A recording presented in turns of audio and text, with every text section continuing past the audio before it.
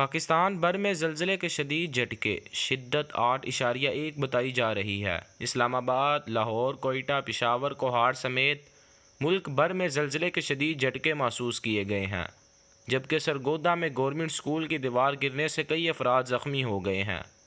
پنجاب، بلوچستان، خیبر پختونخوا اور کشمیر میں زلزلے کے شدید جھٹکے محسوس کیے گئے، جس کی وجہ سے زمین تقریباً 1 منٹ تک لرزتی رہی، جبکہ موبائل فون سروس بھی متاثر ہو گئی۔ زلزلے کے جھٹکے لاہور، پشاور، کراچی، اسلام آباد، راولپنڈی، کوئٹہ، سوات، مالاکنڈ، مری، ایبٹ آباد، مظفر گڑھ، رحیم یار خان، سوات، سرگودا میں بھی محسوس کیے گئے، جبکہ موبائل فون سروس بھی متاثر ہو گئی۔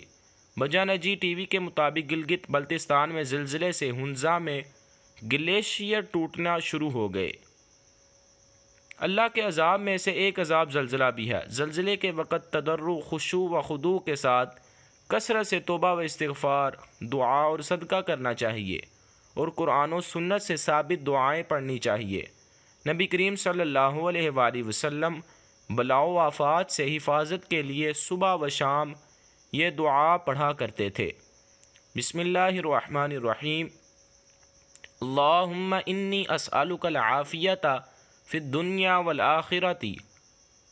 اللہم انی اسألک العفو والعافیۃ فی دینی و دنیای و اہلی و مالی۔ اللہم استر عوراتی ومن روعات۔ اللہم احفظنی من بین یدی ومن خلفی وعن یمینی وعن شمالی ومن فوقی واعوذ بعظمتک ان اغتال من تحتی۔